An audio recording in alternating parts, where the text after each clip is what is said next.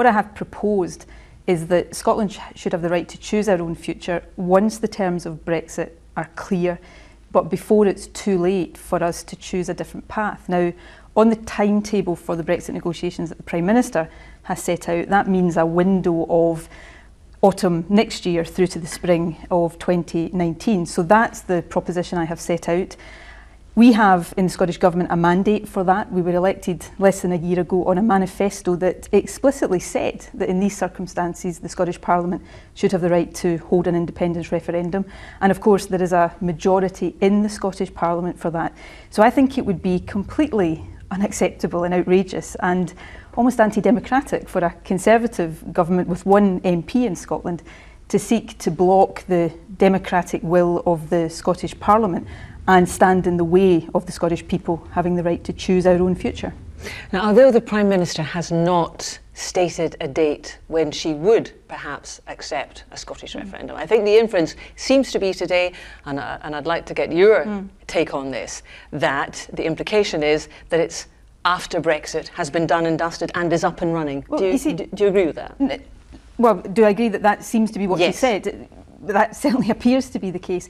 Let me just set out again the logic of the time scale that I've set out, because this is a time scale that is intended to be in the interest of the country and give the people of Scotland an informed choice about our future.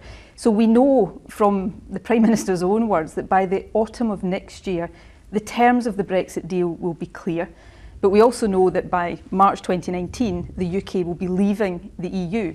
So I think it's right that Scotland gets the opportunity to choose when we have clarity about the terms, but crucially, and this is a crucial point, before it's too late for Scotland to choose a different path, because, and this is an important point, if Scotland doesn't at least indicate its desire to have a different relationship with Europe, either before the UK exits the EU or pretty shortly thereafter, then we're making it more difficult for ourselves to negotiate that new relationship before the damage of Brexit is done.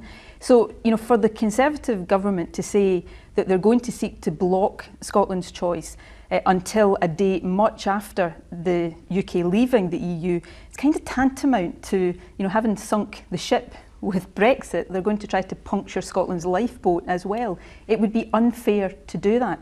So I've set out a sensible, fair timescale based on the Prime Minister's own intentions for the Brexit negotiations. And I think for a Conservative government to say it doesn't matter that I lead a government that's got a clear mandate for that, and it doesn't matter that the Scottish Parliament has a majority in favour of that, she is going to lay down the law and dictate to Scotland that we're not to have that choice. That seems to be like going back to the bad old days of Margaret Thatcher, and it didn't really do the Tories many favours in those days, and I don't think it will now. And I think it raises the suspicion, I think, in many minds, that they must be fearing the verdict of the Scottish people.